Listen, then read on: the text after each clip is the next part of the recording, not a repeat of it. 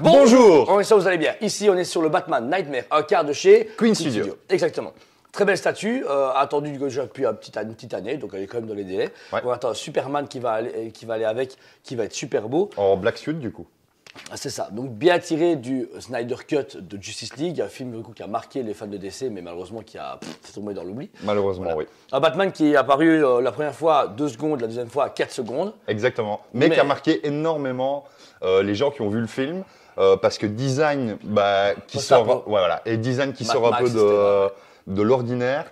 On a un Batman du coup avec un long trench coat comme ça, magnifique. En mix média. Donc, et on voit du coup qu'il a quand même gardé son armure de Batman en dessous de sa tenue, mais il a du coup des bottes tactiques, pantalons tactiques, des étuis à armes. Très Mad Max. Très Mad Max, ouais. Très Mad Max. Alors on va commencer sur le visage. Vous avez une tête, mais pour un Batman casqué qui est extraordinaire, c'est clairement Ben Affleck derrière avec sa cagoule originale du film. Franchement, c'est le travail est parfait. Pour moi, c'est le plus beau que j'ai jamais vu, parce qu'on a eu la Weta A-Car en main et on a prévu la A-Car Iron Studio. Iron Studio, c'est l'Iron Studio. C'est lisse, c'est cool. Un peu moins de détails dans les visages. Voilà. La Weta, c'était vraiment l'ambiance qui était extraordinaire, mais le visage était bon à 80%. Là, c'est sans faute. C'est lui. Il y a les yeux, il y a même des yeux à pincher dedans, etc. derrière la résine. Vous avez sa petite peau, etc. et sa bouche qui sont extraordinaires. Et on le reconnaît vraiment bien, en fait, dès qu'il y a le menton qui est apparu, du coup. Ouais, sa petite facette en règle. Très beau. Très beau casque. Vous avez moyen, du coup, de le customiser. Soit vous pouvez le mettre avec ou sans les lunettes. Vous le mettez. Ça vous donne directement un autre effet au début du film. Je t'avoue que j'aime bien avec les lunettes quand même. Et vous avez moyen également de changer le petit foulard qui peut se mettre sur son visage facilement. Ouais, là, il est full équipé. Là. Voilà. Ce qui est bien, ça permet du coup d'avoir en 20 secondes, même pas une seconde, une statue différente. C'est ça, voilà. Et ça respecte, c'est accurate au film, puisque vraiment, on le voit arriver dans le sable, puis là, c'est une aide. Quand il a toute l'équipe avec lui. C'est ça. C'est super beau, directement, ça donne une autre ambiance. Et ça peut même être une version comique si vous n'aimez pas trop le film. Parce que là, du coup, on ne peut plus deviner que c'est Ben Affleck. Oui, non, clairement, là. C'est chouette. Mais c'est ça que l'avantage, avec 2 petits accessoires, vous avez une tête différente complètement, sans devoir directement changer la tête. Donc ça, c'est cool. Sa grosse force, sur tout le reste, ça va être beaucoup de mix média. La statue n'est pas simplement juste. Et pour moi, c'est presque Queen Sideshow, parce que Sideshow fait beaucoup de choses comme ça, mais la Queen était très loin. Vous avez du coup ce French coat que disait Kevin, avec tout ce système en cuir, simili-cuir, mais on dirait du vrai cuir. C'est vraiment même du DA un peu. Ouais, c'est ça. Voilà, on dirait du DA limite. Ils ont travaillé sur une vraie veste un peu usée, mais pas trop. Ils ont plus usé par rapport au temps que Battle Damage, genre avec des coups de il y en a légèrement, mais on le voit sur le dessous. Ouais.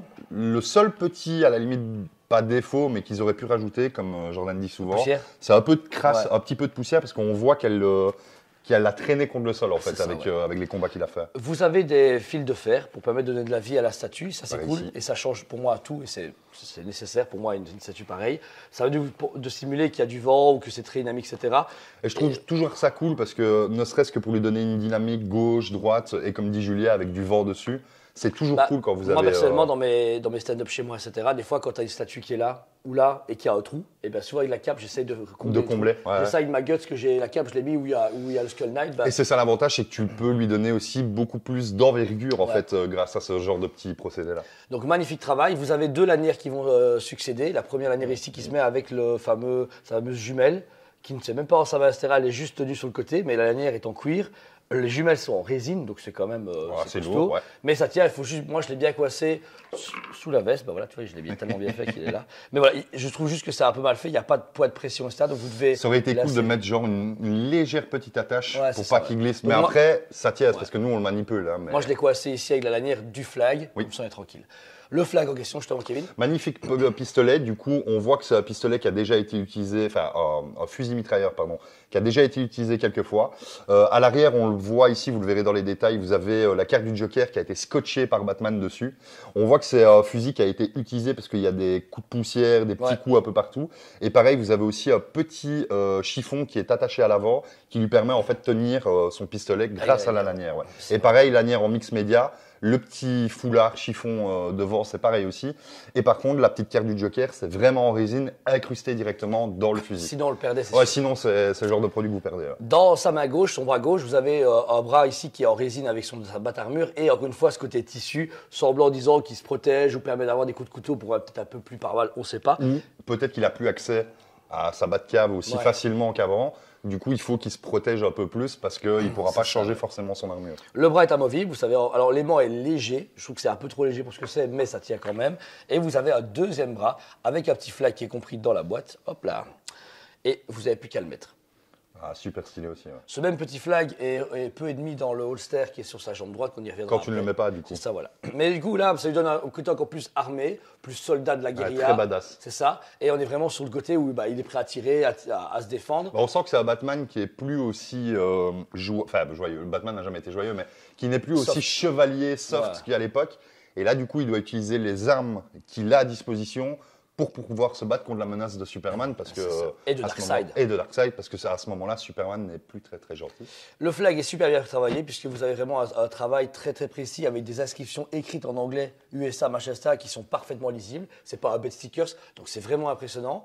Ensuite, on va tomber sur, là, en dessous de sa cape, vous avez son bas de costume, qui est très très bien travaillé, puisque vous avez ces musculatures que Ben Affleck a, avec un costume très classique, et pas peu travaillé. Hyper texturé aussi. Du coup, on voit toutes les fibres du costume qui sont mises dessus. Je suis juste dessus, il n'y a pas de bas de téton.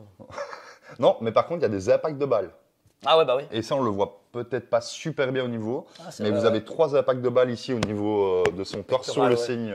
Mais je pense que c'est au moment, ça fait référence à justement Batman et Superman quand il se fait tirer dessus. Normalement, il ramasse des balles. Au début, quand il fait son attaque contre les méchants. Non, à la fin, là, quand il tombe dans le regard, là. Ah oui. Moi, il tire dessus, il se redresse, il fait, putain, il est pas mort, il lui fout des grosses Ouais, c'est ça, ouais. À mon avis, c'est ça la référence, du coup. Ensuite, vous avez donc sa ceinture et son pantalon. Alors, la ceinture va être en résine. Elle est elle est magnifique parce que du coup, vous avez un petit shading de couleur. Donc, elle est dorée de base. Et on voit qu'ils ont été mettre brossage en noir dessus pour donner ce côté sali par la vie. Ouais, dans le sens où là, il est dans le désert, donc on voit qu'il y a de la poussière, du sable qui s'est mis dessus, mais super bien travaillé. Gros plus, encore une fois, le pantalon n'est pas en résine, ça aurait pu être facile pour eux. Ils se sont fait chier à mettre un pantalon réellement mix média, ouais. Tout ce tissu avec des plaques en PVC pour simuler l'armure, etc. Des vrais strips, etc. avec des élastiques. Et c'est ça que vous permettez de mettre en fait le fameux holster. Donc super cool. Les deux jambes sont vraiment cool. On arrive sur des bottes très texturées, très en résine et surtout boueuses. Donc montrant encore une fois que c'est un post-apo et qui marche dans beaucoup de crasse, etc. Elle se rend parfaitement dans le socle. Et lui, le socle est assez petit, mais il épouse parfaitement la dimension du Batman. C'est ce qu'il faut. En fait, le problème avec ce Batman-là, comme on l'a très peu vu, c'est compliqué de lui mettre un décor en accord en fait avec.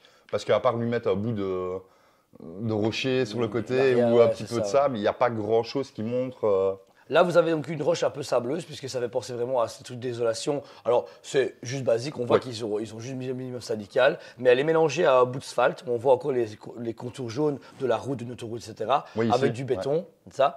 Et là, vous avez une série de balles qui sont comprises dans la boîte, que vous pouvez ou pas mettre. Nous, on les a mises un peu genre à terre, comme s'ils venaient de tirer ou qu'il y avait. Et que les douilles étaient à ses pieds, du coup. Le seul problème, c'est qu'en fait, il y a des balles normales et des balles des douilles. Mais donc, je pense que tu peux choisir du coup lesquelles tu mets. Et vous avez un barbelé que vous pouvez mettre ou pas. Vous avez juste en fait un trou à l'arrière, vous pouvez mettre le premier. Pour le maintenir. Pour le maintenir, etc. Et après, une fois que c'est fait, vous pouvez du coup le mettre où vous voulez. Et l'avantage, du coup, c'est que c'est aussi du fil de fer, je pense. Ouais, en fait, c'est du faux vrai barbelé. Ouais, c'est ça. Donc, vous pouvez le mettre un peu comme vous le désirez. Ou l'enlever. Ou l'enlever, parce que du coup, il n'y a pas vraiment d'endroit spécifique pour le laisser. Vous avez juste, comme disait Julia, l'endroit pour le pincher à l'arrière, mais ensuite, vous le mettez comme vous le désirez ou vous ne le mettez pas. C'est ça. Ah ouais, c'est à votre bon choix. On est du coup sur 800 pièces au monde pour 1450 € catalogue ToysMate. Franchement, ça va pour du 1/4. Alors, pour moi, du 1/4 de base, c'est 850 €. Mais on n'est plus à ces prix-là depuis très longtemps. Voilà. Et c'est vrai qu'on voit souvent les gens râler sur les prix et tout. Mais il faut se dire qu'en fait, la norme, on est passé au-dessus des 1000 € pour 1/4. Mais après, c'est justifié par le travail parfait de la statue, dans le sens qu'il n'y a rien à dire. Il y a du mix média, le visage est super bien fait, on voit très bien que c'est Batman. Il y a 2 mains. Il y a tout ce qu'il faut, il y a une main interchangeable. Oui, effectivement, comme tu disais, on est un peu trop par rapport à si on reprend par rapport à quelques années. Mais si on va par là, il y a une dizaine d'années, des sideshows AK, vous les achetez 450 €. Elle était moins belle. Et du coup, le travail aussi, c'est ça qu'il faut se dire. On a souvent l'occasion de comparer les prix ou les statuts de statuts qui sont sortis il y a 5, 6, 7 ans. Mais il faut vous dire que le travail entre ces 6 dernières années-là, il a explosé en termes de réalisation, de résine, de finition des produits. Vous pouvez prendre n'importe quelle pièce d'il y a 6 ans, vous la mettez par rapport à aujourd'hui, on voit la différence. Clairement, on voit la différence. Donc oui, c'est plus cher, mais le travail est beaucoup plus précis aussi. Et toi, justement, Kevin, toi qui aurais du coup, on va dire, allez, t'es fan quand même de Batman, t'aimes beaucoup aussi moi, j'ai toujours adoré les designs de Batman et le Ben Affleck. Alors, moi, je déteste Ben Affleck en tant qu'acteur, mais je trouve que ça a été un des plus beaux Batman qu'on a vu au cinéma. Pourquoi ? Parce que c'est le Batman comics. Okay, c'est le Batman Comics par excellence. Dans Batman v6 Superman, quand on voit la scène d'ouverture où il va combattre les méchants, il n'y a aucun Batman, même dans les dessins animés, qui utilise autant ses gadgets, qui a la technicité de combat, dans le sens où il prend un gars pour se protéger d'une balle, et ainsi de suite. Moi, je trouve ça vraiment cool. C'était un Batman Arkham. C'était un Batman Arkham. Et puis, on va pas se mentir, le design de celle-ci, s'il a autant choqué alors qu'on ne l'a pratiquement pas vu, c'est parce que c'est un design super marquant. C'est un Batman Mad Max, entre guillemets. Ouais, qu'est-ce qu'on demande de plus? Un Batman encore plus badass que d'habitude. Une suite? À mon avis, avec la relance de DC, c'est compliqué. Ouais. Donc voilà, pour ma part, c'est un sans faute, elle est parfaite. Le prix reste discutable, mais je trouve que celui qui veut se dire, ok, je veux un beau one-shot, je veux un Batman à chouchouter. En fait, c'est compliqué aujourd'hui de discuter sur les prix parce que ce qui est pour toi et moi un poil trop cher n'est pas forcément pour tous les clients. Ouais, c'est ça. Et pour ma part, quand tu compares, on va dire, on a tous les deux acheté le Batman The Dark Knight de l'éclair. La statue, la taille, le lumineux, etc., on l'a payé 880 €. Oui, plus ou moins. On arrondit à 900 €. Mais c'est la masterclass de l'année quand elle est sortie. Alors celle-là a plus de tissu, le travail est quand même similaire, pas d'éclair. Pour moi, 1100 €. Voilà. Ça aurait été bien, mais maintenant on sait qu'on ne retrouvera pratiquement jamais plus des produits à ce prix-là, ou alors vous avez une occasion de fou parce qu'il y a une promo, machin et tout. Mais... Dernière pièce en magasin, si vous l'achetez, elle est dispo là maintenant. Le reste a été sorti du catalogue. On vous le dit à chaque fois, mais on vous le répète.